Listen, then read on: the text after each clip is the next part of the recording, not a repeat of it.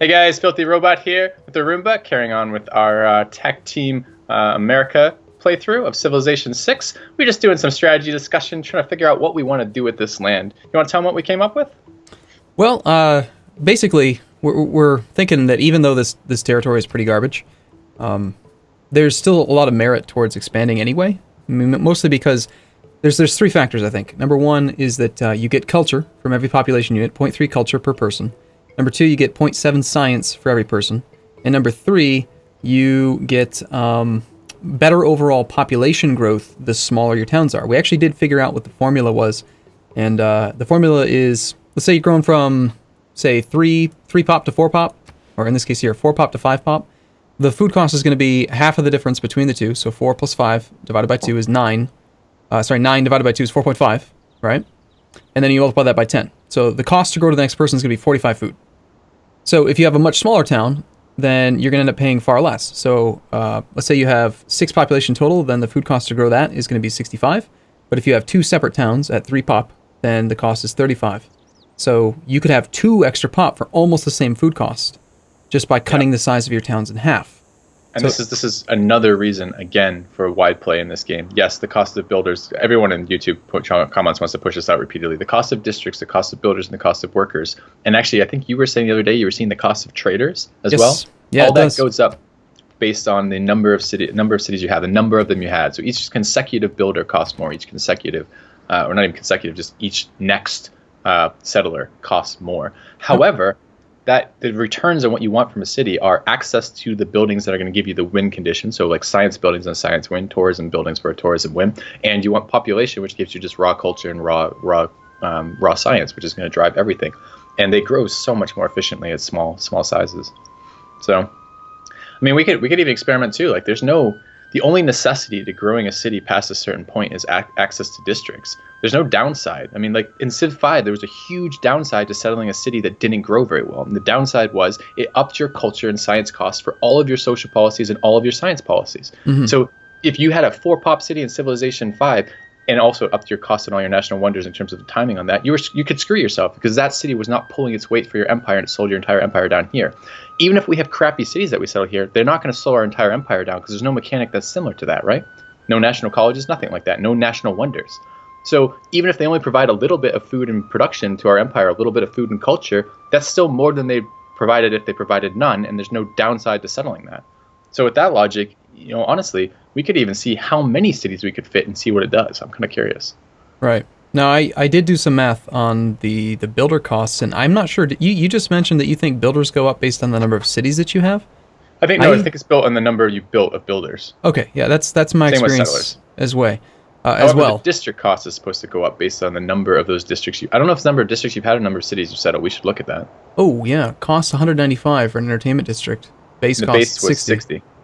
Yeah. So that is pretty high. Is it per city? I'm assuming that the price is the same on all of them. Yeah, they're all at 195 now, and that's with 4 cities. So, it almost, if we're going to do this like these later cities too, maybe what we do is we build, I don't know, you got to start thinking about timing on this, but what do we want? We should figure out a victory condition here. What we want to do. And then we should invest in the basic districts we need for that victory condition. And then we should spam a bunch of cities because the cost of their additional stuff is going to go up, right? So maybe what we do for the additional cities, we stockpile gold, purchase them their granaries, get a builder over there to improve the raw shit around them for basically housing, and then have them build only the districts that are necessary to advance our victory condition. But do this all roughly at the same time, so that we're not founding a city, increasing the cost, founding a city, increasing the cost, founding a city, increasing the cost, but rather founding them all at once after we have the core districts done in our primary cities. Should we try that? Yeah, that's a pretty involved strategy that you just came up with on the fly.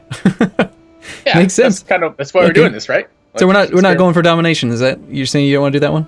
Well, I think so since last time we recorded together, there was a little bit of a break, and you had a little bit more time to experience playing against the AI yourself, the Prince AI. And for me, what I found very early on is that I need a higher difficulty level of setting, because it will be, especially if I'm going to war, because the war gets too repetitive otherwise, because the AI is so bad at defending itself at this low of a difficulty. Yes, Yeah. exactly. This civ in particular makes just like warring such a hilarious joke. So I think you were saying something similar, right? I mean, tell our viewers about your experience with this recently, because I'm kind of curious to hear as well. Like, summarize that for them. Why do we not want to go a military strategy here? Because you were pretty excited about killing them last time. Yeah, well, I still feel like when I see a free settler or a free builder, it's incredibly difficult to not declare war on them. But at the same time, like, I played a campaign over the weekend, and I was just attacking people when I saw them, and I won. And I was surprised because I didn't realize that the game was over. Apparently, I had done a small map or whatever, and it only had 3 other AI. I thought there were more AI, and so I'm just like, oh, I'll just kill anyone that I find that's nearby. And like within 60, 70 turns, the game just ended, and it said, you have won. And then there was this like dialogue that popped up and said, you got to wait for the full release for the special cinematic ending or whatever. And I'm like, what? The game is over? That was pathetic. And I'm not even, I have nowhere near as much experience as you do with Civilization in general, let alone Civ 6. You've played still far more hours than I have. I probably put in maybe another 8 to 10 hours since we played last week. And that was enough that there's just no challenge whatsoever. I mean, you mentioned, I think on turn 1 or 2, video 1 or 2 of last session, that we could just go kill, who is this over here, Norway, with 2 slingers. And that's really all that it takes. It's so pathetic. Yeah. And I mean, this is why when I'm live streaming this right now or recording videos on this, I did do one game where I would only allow myself to declare war if I could get the causes, if they declared war on me first, or I could get the casus belli, which is basically the justified war stuff. That was the only way I'd allow myself to declare war on them, was to use that. And I was just doing that to figure out the kind of mechanics behind that. But in general, like my rule of thumb is I don't want to just farm the AI, because the game ends too quickly to explore the options of this game. And I think this game has really good potential, especially the higher difficulties, to be a really fun game.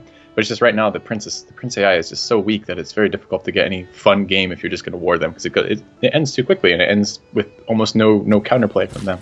Mm-hmm. All right. So So the next step then is we need to decide if we want to do science or culture, science or tourism. You have a preference? Well, I've never ever gotten into the tourist thing. Like I mentioned in Civ 5, whenever I've played, I've always just gone for domination. So I really don't even know. Like last night, I got a goodie hut that gave me a relic, and I was like, "What in the hell is a relic?" So yeah, I mean, I'm thinking maybe the tourist thing could be good. Science seems a little straightforward. It is, and it's actually slower than tourism, mostly because all of the science fiction stuff in this game, which is different than Civ 5, takes astronomical amounts of production. So, like, the actual limiting factor hasn't been science for my science victories. The limiting factor in my science victories has been production. We're just looking to see exactly where we're at here. We don't have lumber mill yet, and like I said, I have played 10 hours, so I'm a little bit more comfortable with the strategy here. I'm looking at these tiles and thinking, I took a lot of the information that we talked about, right, to try to get better. And I'm looking at the tiles that the game is trying to make us work, and it's like, well, a lumber mill would make this way more productive. 1-3 and 2-2 would be awesome. We just have nothing here. I'm also looking to see if there's any tiles that we can purchase that might maybe get some extra value for us right now. Did you catch the bug? Which the bug is tile that? purchasing bug? Tile purchasing bug? No. What's that? Oh, you didn't catch that? Okay. No. It's not an actual bug. I was suggesting that it's that I've spread it to you, the desire, because you look at these tiles, you go, these tiles suck. I want better tiles. What can I purchase to make the city tiles better? And I always feel that way. Like we were joking last time that we were playing that you're like, you want to buy all these tiles, and I'm like, yes, I do, because I hate my cities being terrible. I do and I don't. I think that there's still, and we talked about this on Skype between just in chat, not actually while we were playing or anything. And by the way, I apologize to anyone who's watching right now and wants us to just take turns here, but I just also want to remind you that the whole purpose of the TacTeam format is to discuss strategy. So there's going to be some episodes where we only play a turn or two, but we talk a lot, and other episodes where we power through 10 turns because there's nothing to do. But anyway, so we talked before, and I still think that there's some validity towards stockpiling gold for certain purchases. You were talking about how you don't really like gold in the early game because you can't use gold to buy... it's just not very effective, right? Like if you have an early Agogi thing and you're knocking out some slingers or whatever, then why would you want to spend gold at a ratio of 4 gold for 1 production when you could just have this Agogi thing and just produce them yourself? Yeah, so to clarify that 4 gold to 1 production is what we looked at, and this has been one of the things I've actually really enjoyed doing these collaborations with you, is especially population formula. You went and worked it out, and I'm looking forward to seeing your take on the tourism when we get there. But right now, the cost of purchasing a unit versus building it And you said you had to look at this, and it was basically 4-to-1, right? It Yep. costs 4 times as much gold as it does hammers to purchase something. Yep, right here you can see that it's showing 105 production, gold cost to purchase is 420. Here it's And that's, if you 240 wanna, and 60. yeah, and if you want to look now at the value of a tile, now we actually have a formula for equating gold to production. It's not exactly perfect because there's extenuating circumstances for everything, but in general, 1 hammer is worth 4 gold. Mm-hmm. And now if you take the social policies, mouse over them again, the especially the military ones, the 100% and the 50% ones, if you look at those policies, if you look at the one that gives you 100% there, that makes the ratio 8-to-1. And that one, right, yeah, either of the 100% ones make that ratio 8-to-1 hammers to gold, right? Because the hammers are now doubly effective, and that makes it 6-to-1. And even with settlers. Ones. But here's the thing and this is my argument for there still being quite a bit of value to gold, is that, let's say you're starting the game, right, and you don't actually have access to early empire. So you don't have this 50% production toward settlers, or maybe you don't have the 30% production toward builders. In that case, there is a huge argument for using your gold to purchase specific units that either don't have any kind of reduction, or it's not really a reduction truly, but they don't have a production multiplier, or you aren't able to access the policy yet. So the very first settler, for example, sometimes the very first builder, traders, there's no modifier for. Spearmen, there's no modifier for. And also scouts, there's no modifier for. Also, pretty much every building. Except the problem is, what tile do you work where you ever get that favorable yield? If the minimum value you're getting is 4-to-1, and sometimes it's 8-to-1, where is a tile yield you get where you get 4-to-1 gold compared to hammers? I'm not saying that you would ever want to work gold over production. Yeah, I'm saying more like the gold that you have could, in some circumstances, be better spent purchasing specific units or buildings instead of buying tiles. And there's just an argument to look at. I buy that. I absolutely buy that in some cases. I certainly, if I've given the option of would I like 500 gold or like no gold, I of course would obviously pick I want more gold for that. Like, I don't think the resource in of itself is not valuable. It's just that when I'm accumulating the resource, it feels more efficient to accumulate hammer or focus hammers than it does to focus gold. Now, I think we had some discussions too also offline, and we'll probably try to get through some turns in a minute here. I promise we won't make this any longer about this. Let me just say this last thing. I think you had some really good points about sometimes there's stuff you can do to basically jumpstart a new city with gold that you couldn't do with hammers. And that is that because you just can't, for example, if the one pop city can't finish a granary instantly, no matter how many sweet hammer tiles are in that city, for example. Okay. I'm looking at this thing and seeing here that we're housing capped, and it's like, why would we work the food over the production if it's housing capped and we're taking a penalty? It's only effectively worth 1.5 food. Yep. So to me that kind of makes sense. But it's I don't know. I've actually found in my own personal experience that you always want to teach our cities about the wonders of food and production. Yep. I found just leaving it completely off works the exact same tiles. That's interesting. Are you still locking tiles, or have you moved away from locking tiles? If I turn these off, look, we're working the exact same tiles as we were a second ago. Yeah, but we have no gold or culture tiles here that aren't locked. So what happens when gold tiles get introduced to that? If you're only looking at food and hammers and you turn that off, sure, okay, it's choosing the best because those are the only resources it chooses between. The only thing that letting it focus food and production does relative to anything else is it prioritizes those tiles, those yields higher than it does other yields, even though it's the same number. So if you have those two focused, it cares more about food over faith or food over gold, right? Sure, but I've not found situations where the food and production don't overrun the faith and culture. Like, even if you take God of the Sky and you've got all of your pastures with culture, you're going to want to work the pastures anyway because they've got food and production. And then like faith, like it's very rare that you ever run into an issue where faith is so high that it chooses that tile over anything else. Okay, well, I'm up for trying whatever and experimenting with this. It's still very early in the game in terms of the release time of this game, so it may turn out that is the better way to do it. I have no idea, or it may turn out not, or it may turn out exactly equal. For now, though, let's take a look. Let's do a little bit of a strategic kind of assessment of our position here. How close are we to a profit? Because you were talking about potentially you can use faith to grab a profit when you're not quite there otherwise. 560. So we could do that now if we wanted to. We have the faith, and we're not spending it with anything. Let's do that. Done. All right, do we have our profit site up? We do, right? Our site? I don't remember. I think so. I think it's there. I think right that's here, that. Yeah, I think so too. Okay, let's head over there. Let's found a religion. Can't do that yet. No movement. No movement when you purchase them. Okay, so unlike when they spawn they have movement, but when you purchase them, they don't. That's similar to Civ 5 as well. Okay, cool. Were we doing farms here? I think we may have been for the triumvirate, possibly, also for housing. Yeah. Yeah, I think we need the housing, right? And it's odd numbers of no, it's even numbers of farm. How many farms do we have? So do we get one housing out of that? This would be a good opportunity to maybe test and see. Do you get bonus housing from multiple upgrade types? Like if you do, that would be nice to know. Okay, so can you go to the city? Let's see if it gives us a decimal point approximation of housing right now or not. I don't think it does. Yeah, housing from buildings is exactly. It just says 3. And we have housing for improvements 1, but we only have 2 farms. That actually does make sense. So this third farm should not give us any more housing unless it rounds up. And we guess we can see if it rounds up in a minute. You want to plant that? I'm fine with that. Well, if we're going to plant it here, we must plant it up there. Yeah, let's do both. But let's see right now if it updates this, right? And we don't have feudalism anyway, so we don't get the growth bonus quite yet. Yeah, we're still at 8 out of 9. Yeah, but tooltip, right? We check this our next turn because it won't update. Fair enough. Has that driven you nuts yet? The thing. You remember last session you were like, oh, the worst thing in this game is the auto unit cycle bug or the auto unit cycle enemy, and I was like, what are you talking about? I've never had that problem. Here's what it is: the faster you start to play, the better you get at the game, where you know what you want to do, the more of a problem it is, because you just play too fast and it tries to cycle you to a different unit, and it is infuriating. It drives me crazy. Yes, I've been bitching about this for so long. I'm glad. I've really enjoyed that you got a little bit of time in between the last episode and this episode to play like on your own to catch up a little bit more, because now it feels like some of the stuff, like, I'm really glad that bothers you too. I'm not alone in that, because I think my chat thinks I'm going a little bit insane when I complain about it so much, but it's good. It's good that someone else do. How are we doing on time?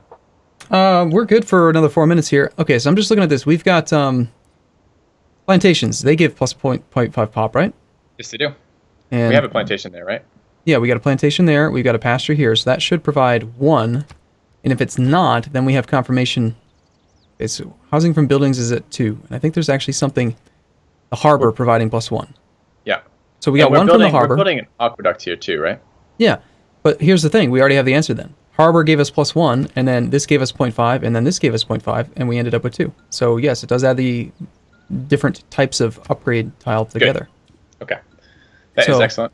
So that builder, I don't know that we wish to put a farm there. I feel like he came down. He was here for lumber mills, right? How much time does he have left? Oh, we could purchase the amenity too. That's good. Oh, that'd be a plantation and housing as well. And he's got 3 charges, so we could do both lumber mills and the amenity. That seems reasonable. Yeah. Also, the cattle could be nice, but this town's growing pretty well. Yeah, it's already blocked already, right? Mm-hmm. So, yeah, what would you prefer to do? Just build a random house that we're not even going to work? We're not even working this tile right now. No. I don't want to work. I don't want to build a random house. I want to improve both the forest, which we can't do till we have machinery, and I want to improve the tobacco with that guy. All right. So for now, we'll head up there. And for tech, we just finished some research. Probably should do machinery next, yeah? Yeah, I think that's pretty solid. To get the lumber mills out. We just finished apprenticeship, which is the one that gives us industrial zones, which I believe are the best district in the game right now. Maybe aqueducts but aqueducts, so they call an aqueduct a district, and they call a neighborhood a district, but neither of them count towards your district limit. So maybe they increase in cost. We should check that too, if they do increase in cost in number of cities like other districts. But in general, I don't really consider them mentally as districts right now. So yeah. It's strange to me that they are that way. Yeah. But at the moment, it feels like okay, so where are we? Have we met any decent city-states? No, we have no production city-state yet, do we? That's frustrating. No. We got a military one. We can do production towards units, but no district bonuses. Lots of culture, lots of faith, a little bit of science, some gold. Okay. And we could go for the suzerain bonus with Lisbon, but is that the trading one that doesn't get pillaged? Yeah. Your city-states good for cross-continent. Ooh, plus 15% science, but we're not going to go for the science victory, and we don't have any campuses yet that I'm aware of. I think we should save this for. I think we should save our envoys anyways for industrial city-states. As soon as we meet one, we're gonna be. You'll see why. I mean, if you haven't already, I'm sure you have. They're amazing. So. All right. Well, there's not much to do in this turn since we're not actually killing people, even though we could. Let's get through one turn for this video, or is this turn 2? This is the second turn so far. Okay. So far. Value. I heard some combat. All right. Fill policy slot. Why? Because we got a profit, so you no longer can generate profit points. Oh yeah, that makes sense. Okay, so want to do one of these inspirations, or do you want to take one of the other military/economic policies? 100% towards defensive buildings. We already built walls a while ago. We're not producing any military units. So it'd either be builders or great artist points, or writer points rather. Excuse me, and I'd be okay with either of those. Depends what else we're doing in our capital. I feel like right now we're probably going to invest in industrial districts since that's the tech we just took. So maybe we just do writer points. Just wanted to see if there was anyone who wanted us to create a great person, and they do not. All right. Fair enough. I feel like the great writer's fine. Seems good. All right, so let's go find our religion. We're probably not going to have time to do this in this episode because we have to take a break here. But sounds good. We will talk a little bit less next episode now that we're back in the saddle and ready to go. But yeah, I guess we'll be back tomorrow then, and we'll find a religion. See you guys tomorrow.